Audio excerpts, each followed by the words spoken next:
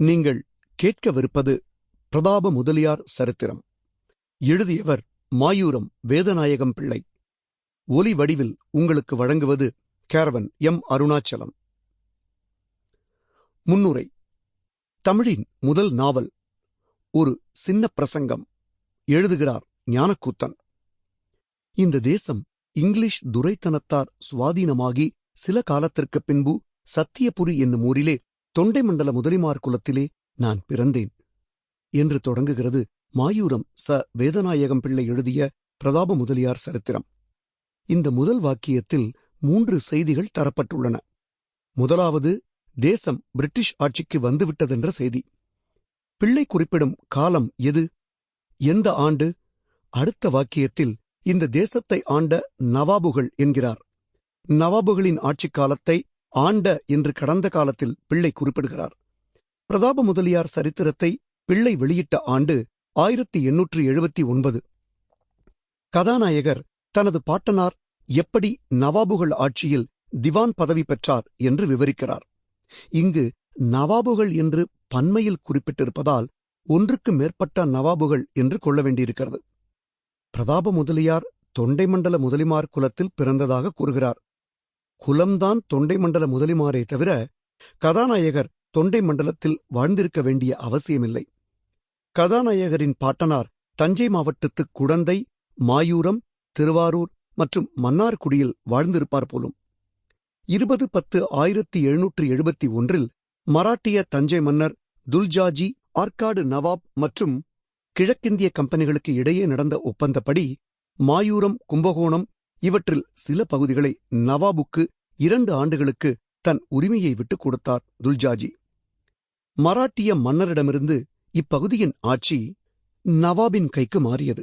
1776 பிரிட்டிஷாரின் court of directors lord George பைகாட்டை நவாபிடம் அனுப்பி தஞ்சாவூரை, இடையில் இதுவும் நவாபின் கையில் போய்விட்டது, மராட்டிய மன்னர் துல்ஜாஜியிடம் ஒப்படைக்கும்படி கட்டளையிட்டது. 9/2/1776 நவாபின் படைகள் தஞ்சையை விட்டு வெளியேறின.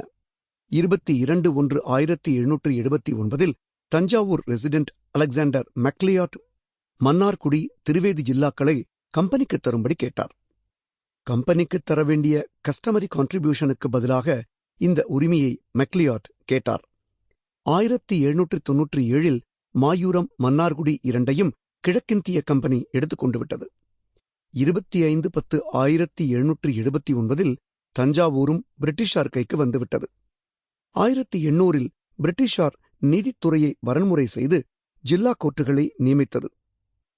1826 அக்டோபர் 11 பிறந்த மாயூரம் வேதநாயகம் பிள்ளையின் செவி வழி அறிவில் ஆற்காடு நவாபுகள் ஆண்டது பிரிட்டிஷ் நவாப் மற்றும் மராட்டியர்களிடமிருந்து தஞ்சை மாவட்டத்தை கைப்பற்றியது எல்லாம் அடங்கியுள்ளது. நவாபின் கடைசி காலமும் பிரிட்டிஷ் ஆட்சியின் தொடக்க காலமுமாக 1771 1800 முடிய இருந்த காலப்பகுதியையே கதாநாயகன் பிரதாப முதலியாரின் பாட்டனார் காலமாக வேதநாயகம் பிள்ளை அமைத்திருக்கிறார். ஆனால் ஊரின் பெயரை சத்தியபுரி என்ற கற்பனை பெயராக மாற்றியிருக்கிறார். ஒருநாள் ஒரு துலுக்கன் குதிரையின் மேல் ஏறிக்கொண்டு சத்தியபுரி சாலை மார்க்கமாக சவாரி போனான். இந்த செய்தியும் முக்கியமானதுதான். கதையில் குறிப்பிடப்படும் இந்த துலுக்கன் நவாபை தவிர வேறு யாரும் இல்லை என்பது தெரிய வருகிறது. நவாப் தமிழ்நாட்டு குறுநில மன்னர்கள், பாளையக்காரர்கள் மற்றும் ஜமீன்தார்கள் இவர்களை காட்டிலும் மகத்துவம் உடையவர். எங்கும் தனியாக போகக்கூடியவர் அல்லர். படை பரிவாரங்கள் இல்லாமல் நவாப் எங்கும் போகமாட்டார். வேதநாயகம் பிள்ளை நவாப் சாதாரண முஸ்லிம் போல வந்தார் என்பது கட்டுக்கதை. ஒருவேளை நவாபுகளின் ஷீன தசையை காட்டியதோ என்னவோ இந்த கட்டுக்கதை. பிரதாப முதலியார் சரித்திரம் நடந்த காலமாக அதை எழுதிய ஆசிரியர் காட்டுவது ஆட்சி ஒழிந்த நவாபுகள் இருக்க பிரிட்டிஷ் ஆட்சி தொடங்கிய காலமாகும். இந்த காலப்பகுதியை எடுத்துக்கொண்ட உரைநடை படைப்பு வேறு கிடையாது.